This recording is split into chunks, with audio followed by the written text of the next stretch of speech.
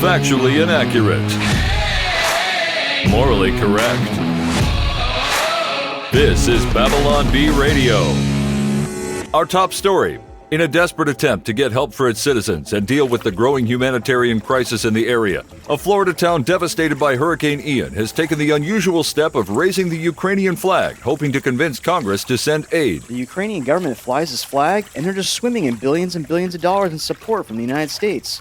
We're just swimming in sewage, said Ray Valdivia, the response coordinator working to assess the damage. We tried going through the normal channels to get help from the government, but Biden just sent us a letter of best wishes, and it looks like it's written in crayon. Though the situation across the Sunshine State has been critical since the hurricane blew through, Congress has maintained a keen focus on funneling astronomical amounts of taxpayer money overseas to pay the salaries of Ukrainian government officials and support American defense contractors' war efforts against Russia. These requests coming in from Florida are small potatoes, said Nancy Pelosi when the press asked about providing hurricane relief. Sending money to Florida would not save the world from Russia or effectively launder the taxpayer money in any way. Meanwhile, citizens of Fort Myers are working on using fake Ukrainian accents and inviting Hollywood celebrities to visit their devastated towns, hoping to convince the ignorant actors that they were visiting war-torn Kyiv instead.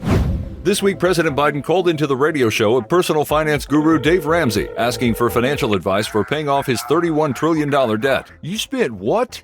You need a budget buster. You've been spending money you don't have, and you're broke. Okay, I spent $31 trillion. $31 trillion with a T? I don't really know what happened. I spent too much money on ice cream. You better get ready for some beans and rice and beans, while you're working through the 7 Ramsey Solutions baby steps to get out of this big, stupid mess you've made. At first, the call had proceeded according to Ramsey's normal rhythm of uncovering, asking probing questions, followed by targeted recommendations for reaching financial freedom. Things derailed, however, when the caller elaborated on what had initially been positioned as a, quote, small deficit, finally owning up to spending $6 trillion per year while making only $4 trillion per year, causing Ramsey to explode. You spend $2 trillion more than you make? You got a freaking credit card from China? What the heck is wrong with you? The caller had tried to interject excuses, blaming MAGA Republicans, deer wearing Kevlar vests, and corn pop.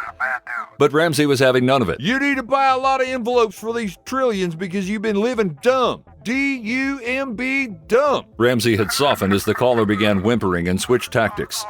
Now just think how good it would feel to tell the money where to go instead of wondering where it went. Remember, getting on a budget will feel like getting a raise. This seemed to comfort the caller, who began to gently purr, snore, and sniff. According to sources, the caller has since been enrolled in Financial Peace University, sent a copy of Total Money Makeover, and been gifted a premium subscription to the Every Dollar app for aids to drag and drop every transaction of the $31 trillion debt, in keeping with the budget set up by the personalized plan from a Ramsey Solutions coach. The national debt has since climbed to $58 trillion. Boardroom demons erupted with thunderous applause and praise for their CEO Satan as he pitched another sinister idea of rebranding. Okay, everyone, listen up and write this down. It may be one of my most twisted and heinous schemes yet. We take the term child sacrifice and replace it with the word abortion instead. Our most recent focus groups have revealed that people are less likely to kill their unborn when they think they are participating in a satanic act of worship, like child sacrifice. So, icky pagan sounding terms like child sacrifice are out, and abortion is in. According to sources, all the board members agreed to Satan's proposal. The demon executives hope that this change will lead many humans to murder their babies without a second thought. If we want as many abortions as possible, then we definitely don't want people to think of themselves as the pagans of old who callously sacrifice their children in hopes of a demon giving them a better harvest or life, said Moloch. We want them to think of themselves as selfless and even virtuous. We want them to choose to do what is right in their own eyes. At airtime, Satan called an emergency board meeting to propose replacing the nasty words chemical castration and child mutilation with gender-affirming care. The evangelical world is abuzz after VeggieTales creator Phil Vischer, who recently said he supports abortion in some cases, announced a brand new film in which beloved character Laura Carrot aborts her baby carrot. The feature-length movie, entitled Laura Carrot Gets an Abortion, A Lesson in Nuance, follows Laura Carrot as she's faced with an unplanned pregnancy. After a positive pregnancy test, her friend Bob the Tomato takes her to a nearby Planned Carrothood to rid herself of the unwanted child. We used to think Christianity was about love, obedience, and holiness, said Vischer on his podcast. But nowadays, we understand that Christianity is about nuance. Christ died so that we may approach difficult issues with nuance.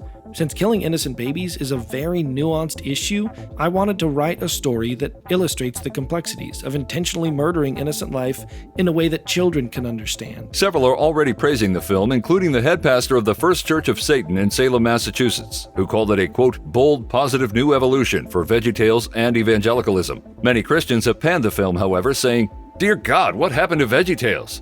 In spite of the criticism, Phil remains undeterred. As we love to say around here, God made you special, and He loves you very much. Unless you're the product of rape or incest. Nuance. At airtime, Vischer confirmed another upcoming film in which Larry goes to a gender-affirming clinic to get his cucumber removed.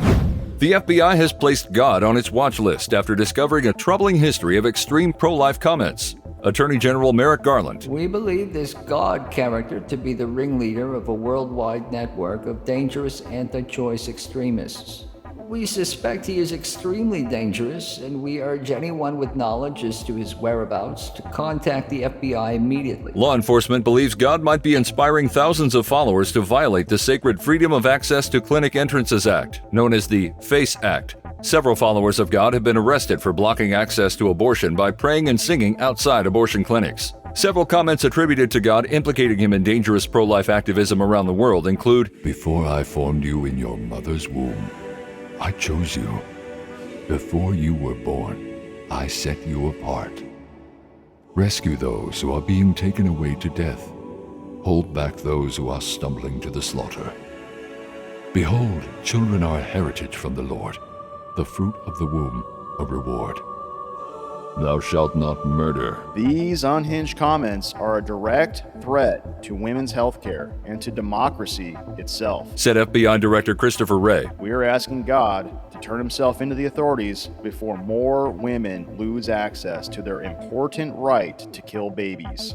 The FBI has since been flooded with millions of tips from people claiming they knew where God is. Psychologists and sex experts are flocking to Wisconsin to study a local man who claims to have a bizarre fetish for settling down with one woman in a committed, loving relationship in the bonds of marriage, forever and ever. "I don't know, man. I just really love being married to my beautiful wife, and I think I'll stay that way," said the disgusting weirdo. Already, scientists are speculating as to what could cause such behavior in an adult human male. "I've seen some really sick stuff in my day, but this might take the cake," said Dr. Zindri Brozkik, a behavioral therapist from USC. "We need to find out what on earth drives this fringe marriage kink. One sex partner of the opposite sex? Forever? We can't let this become normalized." Sources also confirm the man and his wife share a breeding fetish, planning to have more than the doctor recommended 2 kids, as well as a fetus fetish, since they don't plan to abort any of them. Several scientists studying the couple confirmed they also had a happiness fetish. Now you're up to date on the only news that matters. Find more fake news you can trust at BabylonBee.com. Until next time, this is Austin Robertson, the voice of the Babylon Bee. So long.